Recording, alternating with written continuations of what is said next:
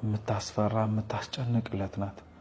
ይህች ዕለት የሰማይ መላእክትን ሰብስቦ የሰው ልጆችን ላድናቸው ወድጃለሁ መርጫለሁ ብሎ አትፍጠረው ብለው ሲናገሩ፣ ነገር ግን በእመቤታችን በኩል እንደሚያድነው ቃል የገባለትን የሰው ልጆችን በላይ በሰማያት ቅዱሳን መላእክቱን ትቶ የወረደውን ጌታችን ኢየሱስ ክርስቶስን የፈጠራቸው የሰው ልጆች ተሰብስበው እንስቀለው ብለው የወሰኑበት ነው።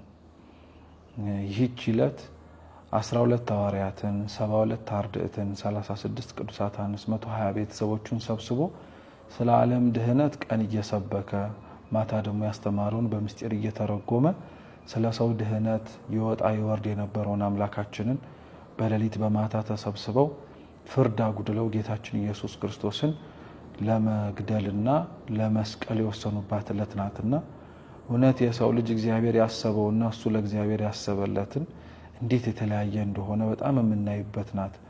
ይህች ዕለት ጌታችን ኢየሱስ ክርስቶስ ሰዎች ስለሱ ተሰብስበው ምን ያክል ክፋት እንደሚያስቡ ያየንበት ጥግ ነው።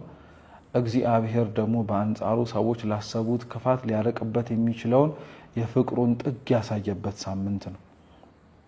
በዚህ ዕለት ላይ አይሁድ ጌታችን ኢየሱስ ክርስቶስን ለመስቀል ብዙ ክሶችን ይፈልጉ ነበረ። ምንም ምክንያት ግን ሊያገኙበት አልቻሉምና ሰንበትን ሽረሃል እንዳይሉት፣ በሰንበት ሕሙማንን ፈውሰሃል ብለው እንዳይናገሩት፣ ክፉ ነገርም መክረሃል ክፉ ነገርም አስተምረሃል በኋላ በጀርባ ሴራ ስራሃል ብለው ምንም ነገር እንዳይናገሩት ምንም ረወርና ነቀፋ ሊያገኙበት አልቻሉምና ብቸኛው ቀያፋ ተናግሮት ህዝቡና በዛ በአይሁድ ሸንጎ ውስጥ የተስማሙት ሰዎች ግን እሺ ብሎ የተቀበሉት ህዝቡ ከሚበጠበጥ አንድ ሰው ቢሞት ይሻላል ብለው ነውና ቀያፋ አላወቀም እንጂ መንፈስ ቅዱስ አምኖበት ባይሆንም ወደው ሰውነቱን ለቃለ ትንቢት አሳልፎ ሰጥቶ በቅድስና ባይመላለስም በቃለ ጽርፈት ያናገረው ነው። ስለ ህዝቡ ሲል ሁሉ ጌታችን መድኃኒታችን ኢየሱስ ክርስቶስ እንደሚሞት የተወሰነበት ዕለት ናት።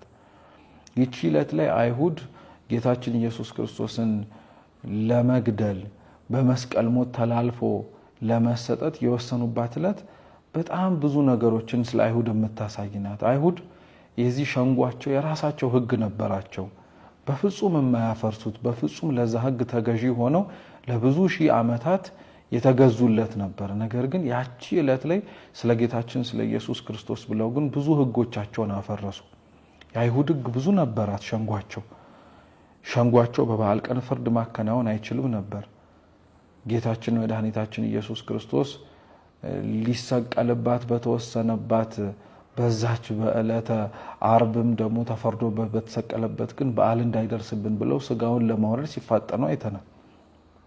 ምርመራ በሚካሄድበት ምስክርነት በሚሰማበት ቀን የፍርድ ውሳኔ አይሰጥም። የምስክሮች ቃል እርስ በእርሱ ባይስማማ ተከሳሹ በነፃ ይለቀቃል። አንድ ምስክር በሌላ ምስክር ፊት ቃል መስጠት አይችልም። ከሳሹ ተከሳሹን በራሱ እንዲመሰክር ማድረግም አይፈቀድለትም። ለተከሳሹ ቢያንስ አንድ ጠበቃ ሊቆምለት ይገባል። ሊቀ ካህናቱ ሸንጎ ድምፅ እንዲሰጥ ይጠይቃል። ተከሳሹ ለምስክሮቹ መስቀለኛ ጥያቄም እንዲያቀርብ ይፈቀድለታል። አይሁድ እንኳን ወንጀል ፈጽሟል ያሉትን አንድ ወንጀለኛ እጅ ከፍንጅ ካልያዙት በስተቀር በምሽት ይዘውት ለፍርድ እንዲቀርቡ ህጋቸው አይፈቅድላቸውም። በወንጀሉ አባሪ ተባባሪ በሆነው ሰው ጥቆማ ወንጀል የፈጸመውን አንድ ወንጀለኛ ሰው እንዲይዙም አይፈቅድላቸውምና አሁን የዘረዘርናቸውን እንኳን 10 የአይሁድ የሸንጎ ህግ ብናየው በጌታችን ዘንድ ያላፈረሱት ምን አለ? እርሱን በእጃቸው አስገብተው ለማሰቃየት እርሱን በእጃቸው አስገብተው እንደነሱ ስርዓት በድንጋይ ተወግሮ እንዲገደል ሳይሆን በአይሁድ በሮማውያን ስርዓት መሰረት ከባድ ወንጀልን የሰሩ ሰዎች እንደሚቀጡት በመስቀል ላይ ተቀጥቶ እንዲሞትና ለሚከተሉትም ሰዎች በሙሉ ሀፍረትን እንዲለብሱ ሊያደርግ የሚችል ምን ያላፈረሱትና ምን ያልመከሩት ነገር አለ በዚህ ምሽት።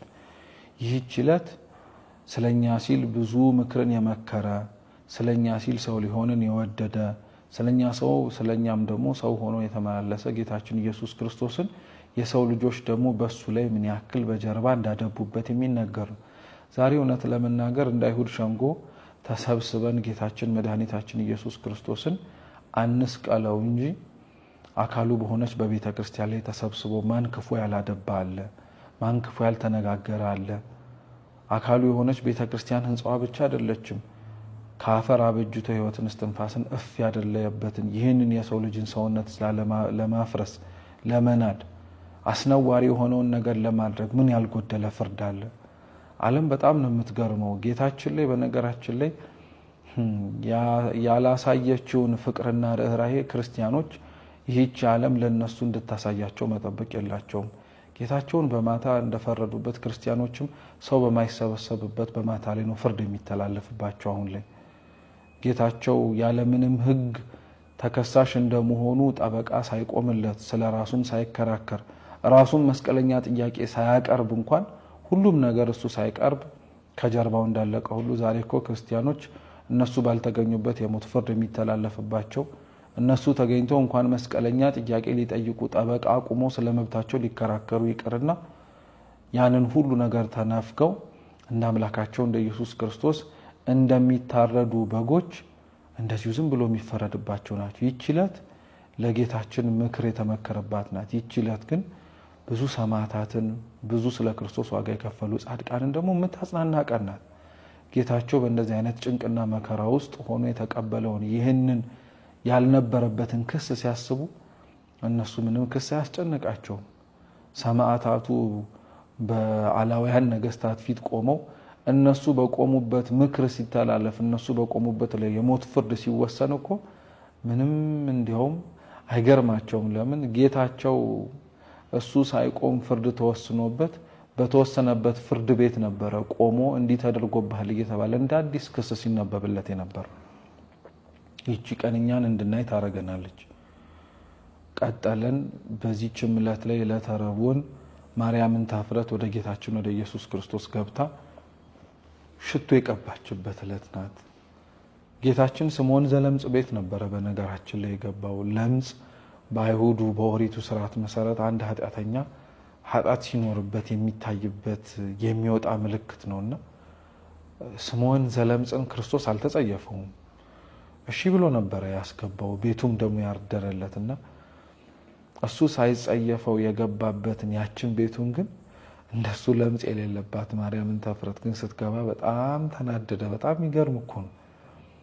የሚታይ ኃጢአት ያለን ሰዎች ክርስቶስ ሳይንቀን ቤቱ አቅርቦን የማይታይ ኃጢአት ያላቸውን ሰዎች ወደ ቤቱ ሲቀርቡ ግን ለመግፋት ያለን ፍጥነት ለመግፋት ያለን ችኮላ የሚደንቅ እኮ ነው። አምላካችን ኢየሱስ ክርስቶስ ያቺን ሴት ወደሱ ቀረበች። ይዛለት ልትመጣው የምትችለው ምንም ነገር አልነበራትም።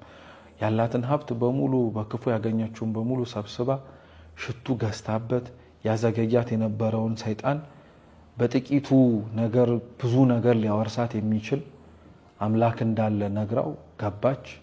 ደጁ ክፍት ነበረ። ወረደች። ከጌታችን ከኢየሱስ ክርስቶስ ስር እንባዋን አፈሰሰች። የክርስቶስ እግሩ ቤተ ክርስቲያን ናት። ዛሬ ምእመናን የሆንን ሰዎች በሙሉ ከቤተ ክርስቲያን ስር ወርደን እንባችንን ስናፈስ የክርስቶስ እግር ስር እንዳፈሰስ ነው። አፈሰሰች። ማበሻ ጨርቅ አልነበረም።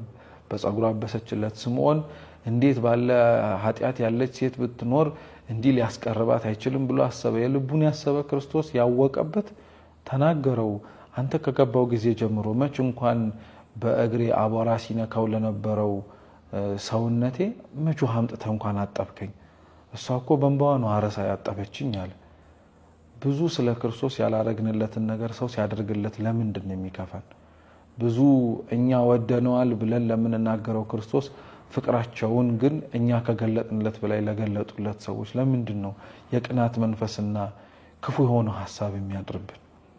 የማርያም እንተ ኅፍረትን ስቃይ የሚሰቃዩ እኮ ዛሬም ክርስቲያኖች ብዙ አሉ። እንደ ስምዖን ዘለምጽ ቤተክርስቲያን ውስጥ ደግሞ ገብተው ክርስቶስ ቤታቸው ማረፉን ለትህትና ደጅ እንደመክፈት እንኳን ሳይሆን እንደ ትዕቢት የሚቆጥሩት ጌታ ያረፈበት ደጅ ነው እናንተ ልትገቡ አይገባችሁም እያሉ የሚያባርሩ። ጌታ ግን አይገርምም? የተቀመጠበት ያቺ ደጅ ውስጥ ኃጢአተኛ ቤት ውስጥ እንዳደረ ኃጢአተኞችም ሲገቡ ምንም በፍጹም ኃጢአተኛ ሲበዛ የማይጨንቀው ሰው እኮ በሽተኛ ሲበዛ እንኳን ይጨንቀዋል። አንዱ እንኳን ጤነኛ በሆነልኝ ይላል። በታመሙ ሰዎች መካከል የሚገኝ ባለመድኃኒት ነው ክርስቶስ። በጣም ነው የሚገርመው። ሽቷን አፈሰሰች። ያ ሽቱ ሲፈስ የማርያም እንተ ኅፍረት ለዘመናት ሲሸት የነበረው የኃጢአት ክርፋት ሽታ ራቃት። ክርስቶስ ያፈሰሰችውን እንባ ልቧን ዝቅ ማድረጓን ተመልክቶ ምህረትን ሲሰጣት አሳልፎ የሚሸጠው ይሁዳ ግን ተናገረ። ይሄ ሽቱ ቢሸጥ እኮ 300 ዲናር ያወጣል አለ። ሌባ አይደለም? ሽጦ ገንዘብ ያዥ ተቆጣጣሪ ስለነበረ የሚገቡትን ገንዘቦች በሙሉ ይቆጣጠር ስለነበረ ያቺ ተሽጣ የምትገባው ኪሱ ስለምትገባ ቢሸጥ ብሎ የተናገረው ቃል ለጉባኤው ገንዘብ ለአገልግሎቱ አሳስቦት አይደለም፣ ለኪሱ የምትገባውን አስቦ ነው። ዛሬስ የብዙ ኃጢአተኞች መመለስ ለስንቱ ሰው እኮ የንግድ መናኸሪያ ሆኖለታል። ኃጢአተኞች መጥተው ከእግዚአብሔር ፊት የሚያፈሱትን እንባቸውን ሳይሆን ገንዘባቸውን ፈልገው እንባቸውን የማያብሱላቸው ስንት ሰዎች እኮ ያሉበት ዘመን ላይ ደርሰናል። ይሄ ከማናችንም በነገራችን ላይ ተጠያቂነት የሚያመልጥ አይደለም። ይህንንም የምንሰማ ሰዎችም ሰውን አናስብ። ስንቱ በእግዚአብሔር ፊት ያፈሰሰውን እንባም ይምርሃል ብለን ከመጥረግ ባለፈ ስንት ያላደረግንበት ክፉ ነገር፣ ስንት ራሳችንን መቀመጥ የማይገባን ቦታ አስቀምጠን የፈረድንበትም አለ። ይሁዳም ተመሳሳይ ነው። እንዳዘነ እንደተቆረቆረ መስሎ ተናገረ። ቅዱስ ዮሐንስ ወንጌላዊ ግን ይገርማል። ምን አለ? ይህን የተናገረው ሌባ ስለሆነ ነው። ሌባ ስለሆነ ነው። ሌላ ምንም ነገር አሳስቦት አይደለም የሷ ነፍስ እና